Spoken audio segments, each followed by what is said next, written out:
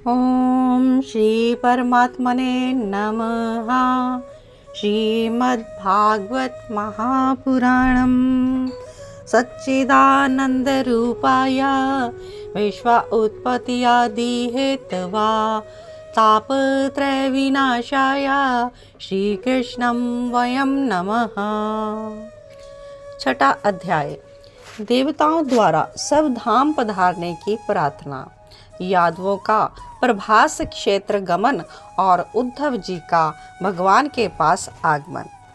श्री सुखदेव मुनि कह रहे हैं, हे राजा परीक्षित, देव ऋषि नारद जब वसुदेव जी को उपदेश देकर चले गए, तब भगवान श्री कृष्ण के दर्शन करने की लालसा से ब्रह्मा जी, महादेव जी, देवराज इंद्र, अन्य देवी देवता, ऋषि मुनि, गंधर्व, अप्सराएं, नाग, सिद्ध, किन्नर, चारण, विद्याधर आदि सभी द्वारका में पहुंचे। सभी का वहां पर आदर सत्कार किया गया। सबने भगवान कृष्ण के दर्शन किए और उनकी स्तुति में गीत गाए। उसके बाद देवताओं ने प्रार्थना की कि हे जगत के स्वामी, कर्मों के भव बंधनों से छूटने के लिए मोक्ष की चाहना रखने वाले भक्तजन नित्य आपकी लीलाओं और चरणों का गान करते हैं। आपके उन्हीं चरण कमलों में हम सभी मन, बुद्धि, वाणी, प्राण और इंद्रियों से नमन करते हैं। आप त्रिगुणमयी माया से ब्रह्मांड का निर्माण करके भी इन कर्मों में लिप्त नहीं होते। आप ही सृष्टि के उत्पत्ति करता, पालन करता और संहार करने वाले हो। यह सारा प्रपंच आपके द्वारा ही रचा हुआ है। सभी जिज्ञासु ऋषि मुनि शुद्ध हृदय से आपकी लीलाओं का गान करते हैं और भक्तजन निरंतर आपकी लीला कथाओं का स्मरण करके आपकी अमृतमयी रूप माधुरी का रसपान करते हैं। आप ही समस्त चराचर जगत के अधीश्वर भगवान पुरुषोत्तम। हे राजन परीक्षित, इस प्रकार भगवान की स्तुति करने के उपरांत ब्रह्मा जी ने कहा भगवान से, हे सर्व आत्मन प्रभो, पहले पृथ्वी का भार उतारने के लिए, अवतार लेने के लिए आपसे हमने प्रार्थना की थी। वह कार्य आप यथोचित रूप से पूरा कर चुके हो। आप पृथ्वी पर साधु पुरुषों के कल्याण अर्थ धर्म की पताका भी सभी दिशाओं में फैला चुके हो। आपने यदुवंश में अवतार लेकर पृथ्वी पर बहुत सी लीलाएं करके सर्वत्र अपनी महानता का यश प्रतिष्ठित किया है।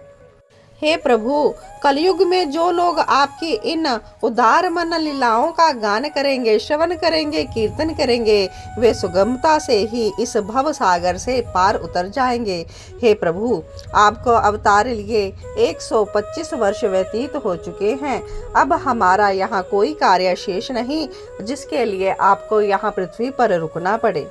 ब्राह्मणों के शाप से आपके वंश का भी अब नाश होना ही है। इसलिए हे वैकुंठनाथ, यदि आप उचित समझे तो अपने परम धाम में पधारिए और हम सेवकों तथा लोकपालों का पालन पोषण कीजिए। इस पर भगवान श्री कृष्ण ने कहा, ब्रह्मा जी, आप जैसा चाहते हैं, मैं पहले ही इसका निश्चय कर चुका हूँ। मैंने आप लोगों का सब कार्य इस पृथ्वी पर कर दिया है, परंतु यदुवंश के विनाश का एक कार्य अभी शेष है। यदुवंशी अपने बल, विक्रम और धन वैभव के कारण मतवाले हो रहे हैं। इन घमंडी यदुवंशियों का विनाश करके मैं स्वयं ही अपने लोक में अपने धाम को पधारूंगा।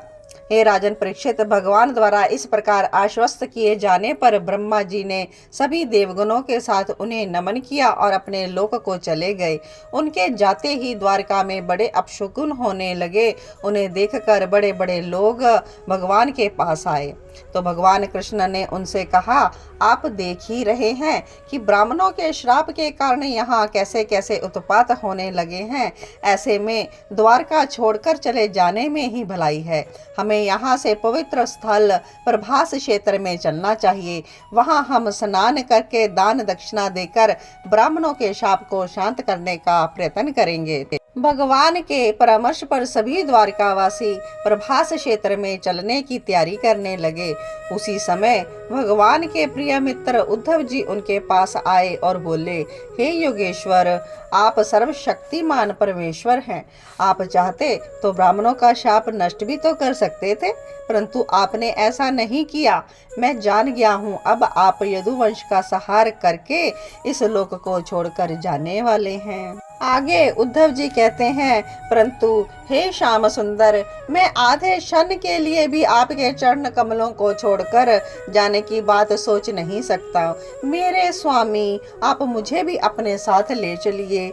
मैं तो सदैव ही आपका सेवक रहा हूँ, सदैव आपका ही छोड़ा खाया है और आपका ही उतरा पहना है। आपकी माया से पार पाना तो बड़ा कठिन है, पर आपके बिना हमारा जीवन व्यर्थ है। हम आपके बिना यहाँ नहीं रह पाएंगे। आप कुछ भी करें, पर हमें साथ ले चलें, हमें असहाय छोड़कर ना जाएं। हे राजन परीक्षित, उद्धव जी की बात सुनकर भगवान श्री कृष्ण ने मुस्कुराकर उसकी ओर देखा। इति श्रीमद् भागवत महापुराणम। तो यहाँ पर भगवान श्री कृष्ण आगे उद्धव को उपदेश देंगे, जो कि उद्धव गीता के नाम से जाना जाएगा। बहुत ही महत्वपूर्ण उत्तम उपदेश है, सभी के सुनने के लिए यह योग्य है। जो अपना परमार्थ संवारना चाहते हैं, यह मनुष्य जन्म सफल करना चाहते हैं। एकादश स्कंद में भगवान श्री कृष्ण का जो उद्धव को दिया गया उपदेश जरूर श्रवण करें। बने रहें कृष्णा डिवोशन चैनल के साथ। कल की कथा में आगे का भाग कंटिन्यू करेंगे। जय श्री कृष्ण।